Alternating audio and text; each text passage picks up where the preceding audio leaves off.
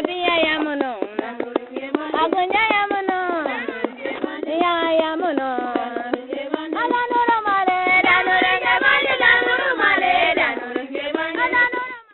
5 mars 2025, le Centre d'études et de formation pour le développement Seafood a procédé à la mise en terre de plusieurs plantes de citronniers et de manguiers sur son site d'une superficie de 22,5 hectares à Kalam-Kalam, une localité située à une trentaine de kilomètres au sud de N'Djamena. La mise en terre de ces plantes est une des activités de la mise en œuvre du projet de création du Centre agroécologique du Seafood. Étudiants du Seafood Business School, population riveraine de Kalam-Kalam et de Kournari ont convergé sur le site du Seafood pour la mise en terre des arbres fruitiers. La délégation a été conduite par le directeur général, le père Alain Michel Tang, et le directeur administratif du Seafood et quelques membres de l'administration du Seafood. Selon le directeur général, père Alain Michel Tang, la plantation de ces arbres est une première étape dans la mise en œuvre des activités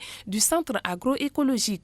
Ce qui motive la création de ce centre agroécologique à Kalam-Kalam est la vulnérabilité économique du pays. Cet endroit a été acheté à l'époque du père Ludovic.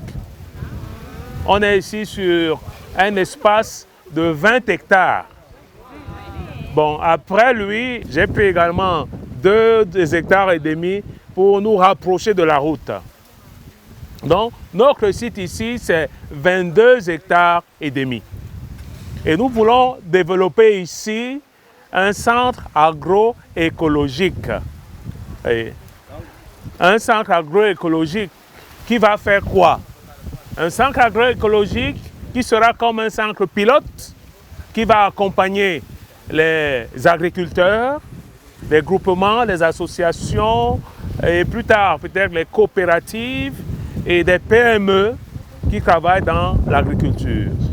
Parce que nous savons que le Tchad regorge un grand potentiel agricole, mais qui a souvent été ignoré. Ignoré.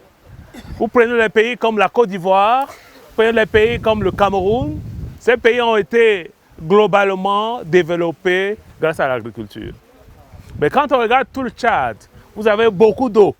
C'est vrai que les saisons pluvieuses ne sont pas nombreuses, mais il y a beaucoup d'eau. Mais paradoxalement, on se rend compte qu'ici, les agriculteurs travaillent 3-4 mois l'an sur 12. Alors, on ne peut pas être intellectuel, chercheur, cadre, comme vous le serez demain, et rentrer aussi dans ce cycle sans réellement réfléchir comment faire. En effet, la part de l'agriculture tchadienne dans l'économie nationale est estimée à 23% du PIB, dont 20% proviennent de la production vivrière et 3% de culture de rente. Il s'est de relever que la dépendance du pétrole influence sur la capacité du pays à lutter contre la pauvreté dans la mesure où les dépenses publiques, largement financées par les recettes pétrolières, restent très sensibles aux choix extrêmes, en particulier la validité des prix du pétrole. Pourtant, le pays dispose d'une superficie totale de terres cultivables estimée à 39 millions d'hectares, dont environ 4,5 millions d'hectares en moyenne sont cultivés annuellement pendant les 5 dernières années. Les systèmes de production des denrées alimentaires actuels ne permettent pas aux producteurs de se nourrir convenablement et en quantité suffisante. Le manque d'infrastructures, la dépendance au quotidien climatique et la temporalité des cycles de production, la saisonnalité des revenus ne permettent pas de développer une agriculture qui contribue à l'élimination de l'extrême pauvreté, de la faim et de la malnutrition. Pour cela, il est nécessaire de promouvoir une approche visant à transformer et réorienter le développement agricole face aux réalités des changements climatiques. Enfin, de transformer les systèmes agroalimentaires de manière innovante, il est fondamental environnementale, d'y intégrer les principes de durabilité qui doivent se traduire par des appuis techniques, l'éducation environnementale, l'amélioration de l'égalité des genres et des mécanismes d'accès inclusifs aux moyens de production ainsi que le développement d'aliments de qualité, d'où la création de ce centre agroécologique à Kalam Kalam. Cette vision répond aux objectifs du CEFOD comme centre de développement qui milite pour un bon encadrement et la lutte pour une autosuffisance alimentaire.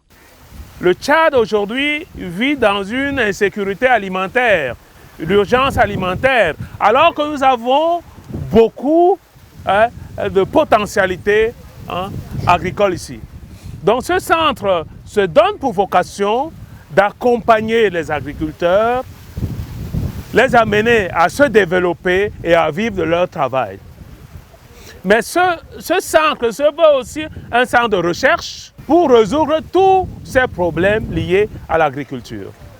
Donc ce sera un centre pilote qui va faire dans l'agroforesterie, qui va faire dans l'accompagnement, comme je disais, des agriculteurs, dans les formations, dans la recherche, dans l'écotourisme, dans beaucoup de choses.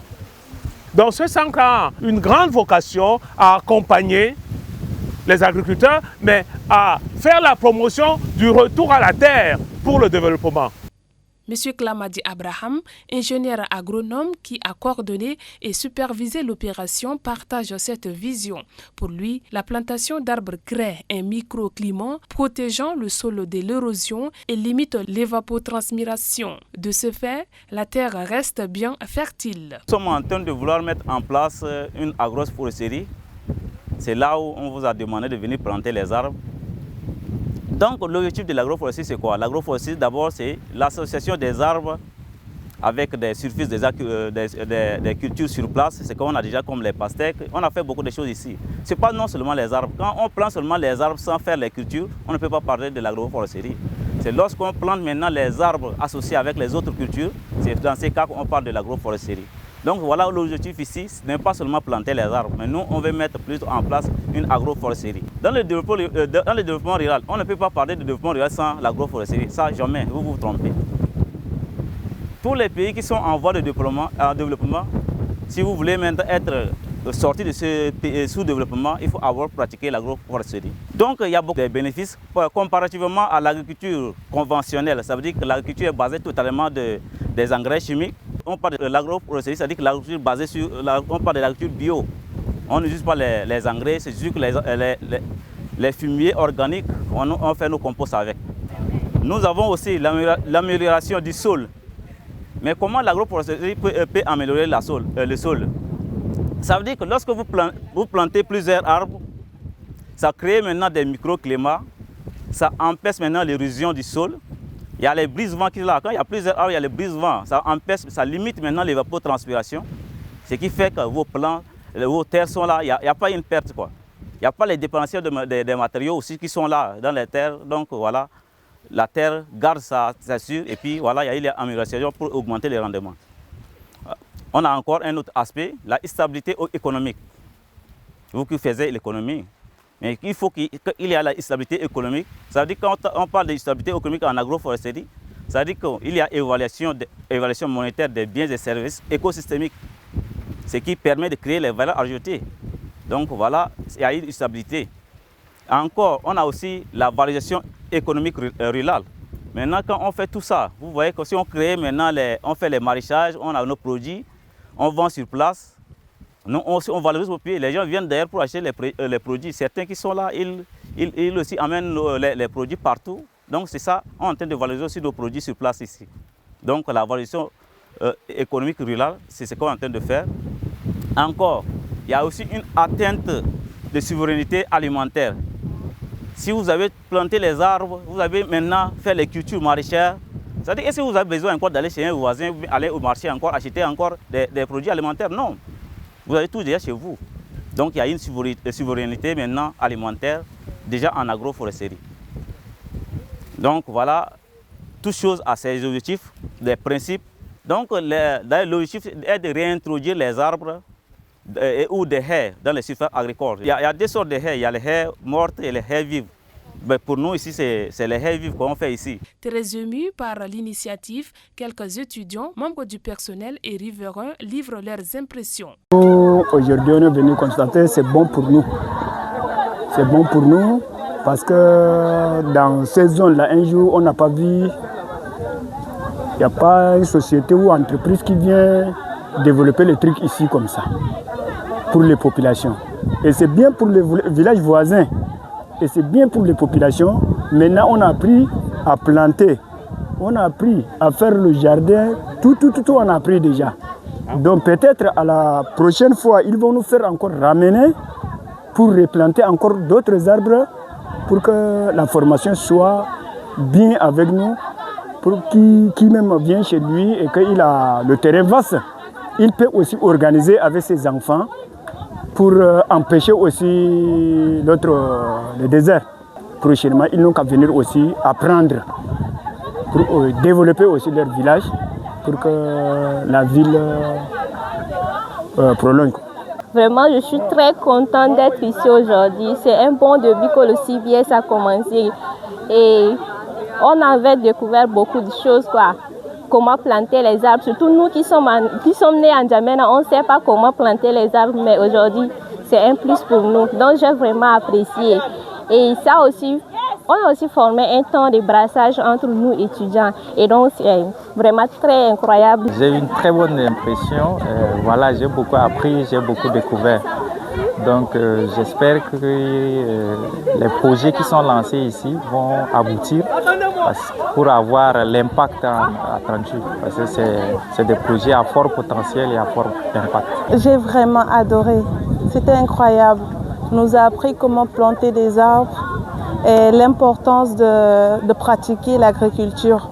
L'agriculture joue un rôle primordial dans le développement de notre pays. Donc, le CFO Business School encourage aux jeunes de pratiquer l'agriculture. Mes impressions sont les impressions de satisfaction. C'est une joie pour nous parce que après de placer les étudiants de CBS sur le site, il y en a qui ont écouté qu'il y a le site de CBS qu'ils n'ont jamais vu. Il y en a qui sont venus découvrir aujourd'hui le site. Ils sont très contents, donc nous aussi nous sommes contents. Et surtout, ce qui est plus important, c'est de planter les arbres. La plantation des arbres sur le site, ce qu'on a fait, qu'on a réalisé, c'est ça qui est important. Et nous sommes contents.